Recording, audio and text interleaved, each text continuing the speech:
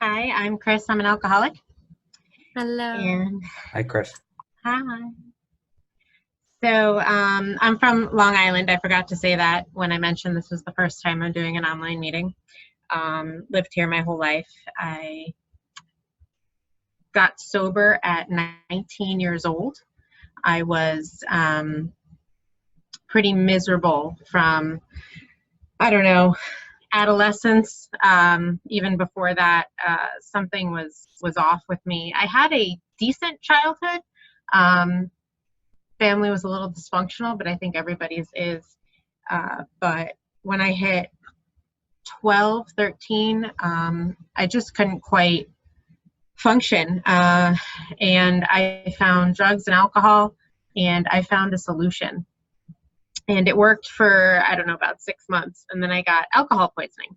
I was on a cruise ship with my best friend and her family, and I completely ruined their family vacation by almost dying.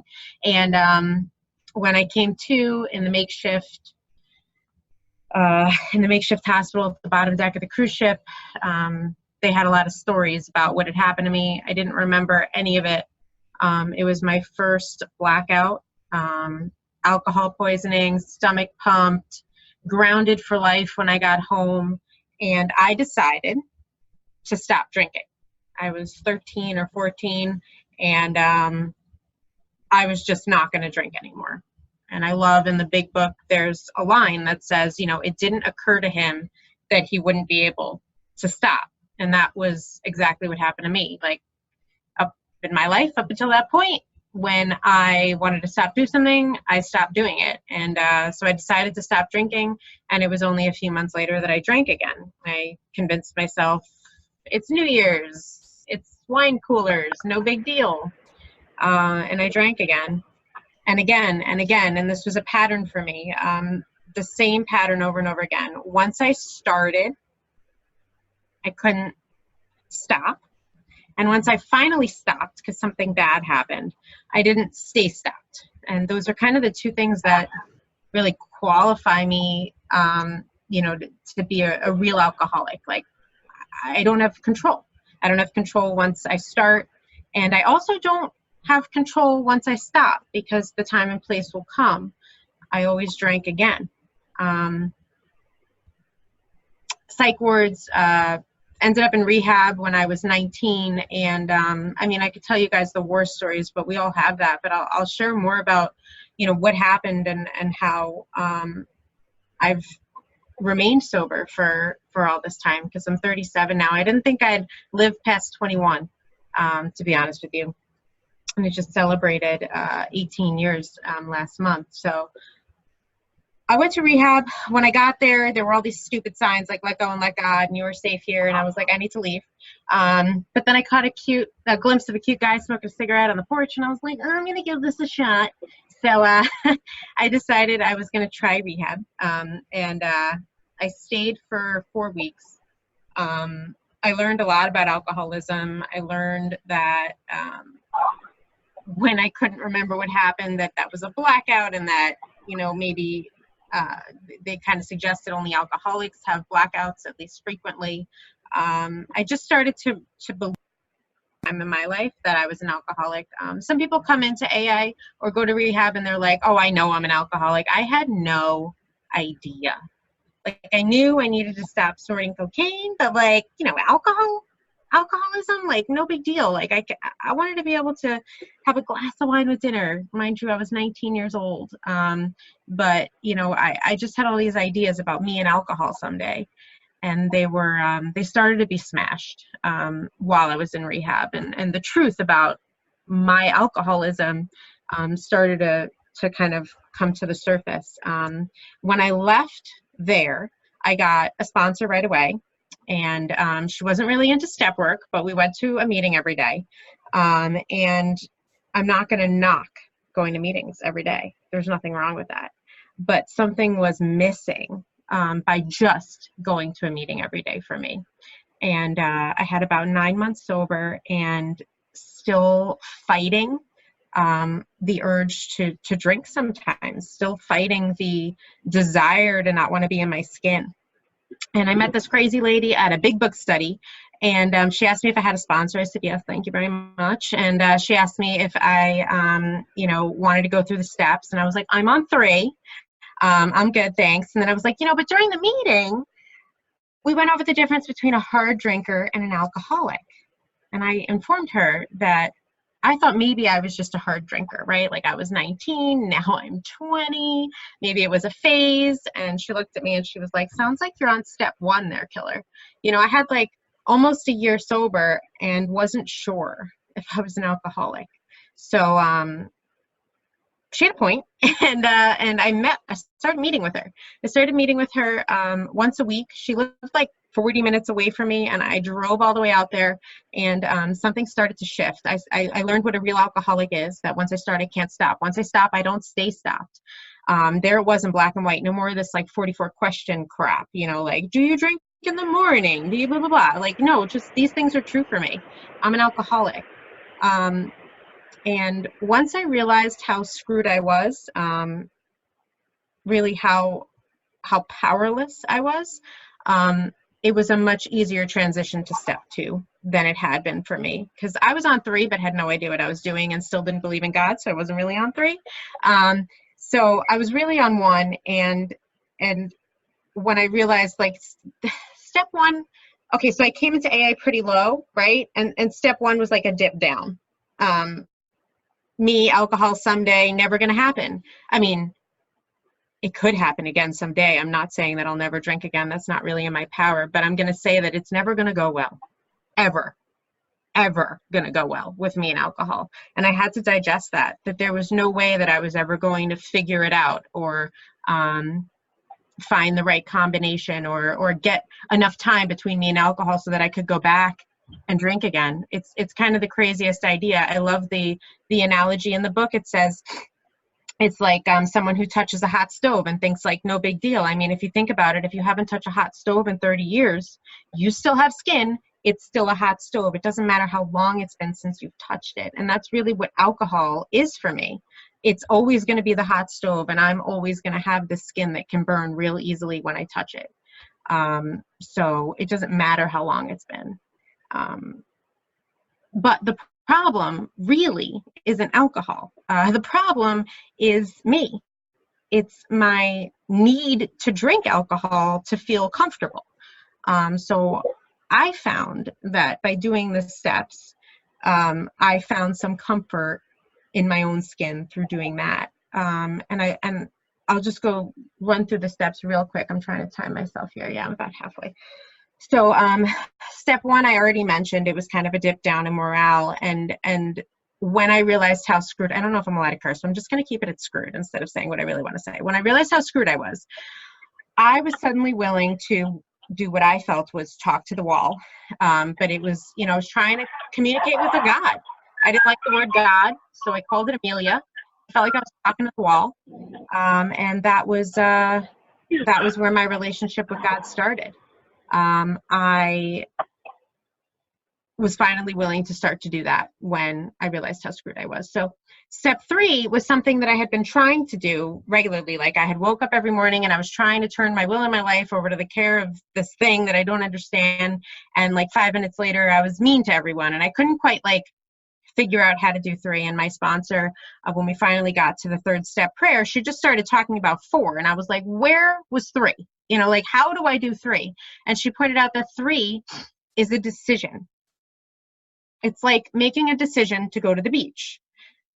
It's an awesome decision, but if I'm sitting on my couch and I make the decision and I don't take steps to actually get to the beach, I'm going to be sitting on my couch and not going anywhere. Like I have a lot of steps I need to take to get to the beach, right? Like get off the couch, get my stuff together, get dressed, walk out of the house, get in the car, drive the car to the beach, get out of the car, walk out onto the beach and sit my ass down. If I don't do any of those things, I'm still on the couch.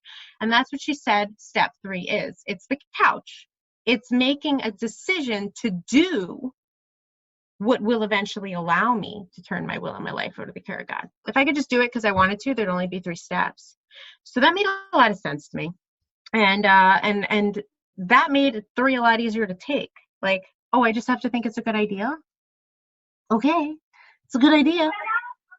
So I started my 4th step, And I've written a lot of fourth steps. I know a lot of people that write one and do one fifth step. I do them maybe like on average once every year or two.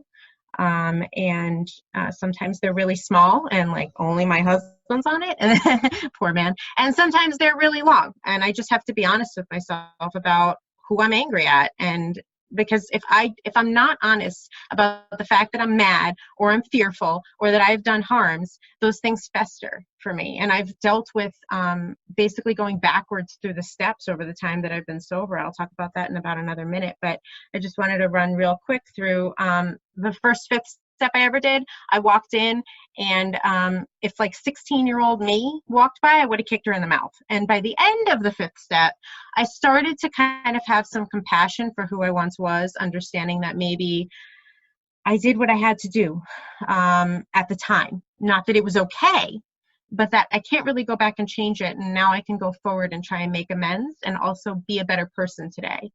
6 and 7 is not egotistically deciding myself to be awesome. I'm humbly asking God. So there's a bridge from 7 to 1 for me. Step 7 is telling me I'm powerless over a lot more than just alcohol. I'm powerless over being nice. I have character defects that I can't just fix, and I need a higher power to help me with those too. Steps 8 and 9. 9 is really cool. I love in the book, it also talks about, 9 times out of 10, things are going to go unlike you can imagine. And that's exactly what happened for me. Most of my amends went really great. It took me 3 attempts to actually get through an amends with my dad without screaming. I really sucked at that one. Not gonna lie. But years later, 3 attempts later, I was able to actually really make like a formal amends to him, and also, continue to make a living amends to him. He was a tough one for me. Step 10 is something that I do in the moment. It's kind of like a mini 4 through 9. Like, I'm pissed off. Why? What's really going on? What is this affecting? Where am I at fault? Do I need to make amends? 11 is where things just exploded open for me. Because 11 can encompass anything you want it to, any way that you can connect to a higher power of any kind. Your higher power could be anything. It could be the universe. It could be the water. It could be the beach. It could be anything. So there's so many ways to connect with it. And I love in the book how they say, check out your priest and rabbi. And I usually say Google at the end, because like Google's where I got a lot of spirituality. I love YouTube. They have, meditations on there for free. I just, there's so many ways to connect to God. And I've just kind of asked everyone I know and the internet, how do people connect to God? And those doors, the door that cracked open when I took the 3rd step, or when I really like understood step 1, that door cracked open.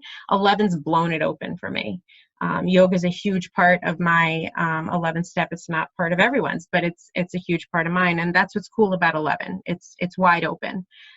Step 12, when I had about a year sober, someone had asked me to sponsor them. And the women in that room were like, oh my God, you so should. You have a year. Like, you should definitely sponsor someone now. And then I called my sponsor who I was going through the step work with, and I was like, I'm someone's temporary sponsor now. Just wanted to let you know. And she yelled at me and told me, what do you hope she doesn't get through 4 before you? Like, she's like, the 12th step literally says, having had a spiritual awakening as a result of these steps. Has that happened for you yet? And I was like, no.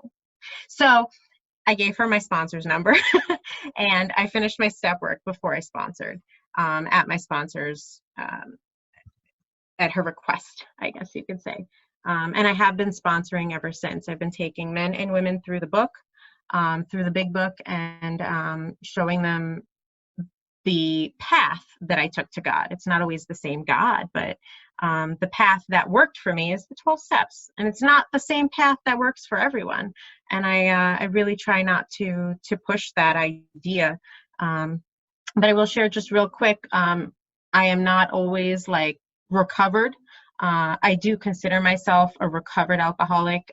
It says it a lot in the book about I still have alcoholism, but I'm not suffering from it right now. So I that's how I can kind of consider myself a recovered alcoholic, but I'm not always in that state. And there have been several times in the last 18 years where I started to go backwards through the steps, right? Like the sponsees get annoying. Like I have other things I want to do with my time, and I'm certainly not, making time for me to connect to this higher power anymore, because like I pretty much got this, and I'm not taking my inventory anymore. In fact, I'm taking everyone else's, and you owe me amends. And then we get all the way back to 3, where it's like, why am I even turning my will over to the care of this thing when I am running the show perfectly fine? And step 2, flip-flop, I'm back to being insane. And then step 1, was I even an alcoholic? Was it even really that bad?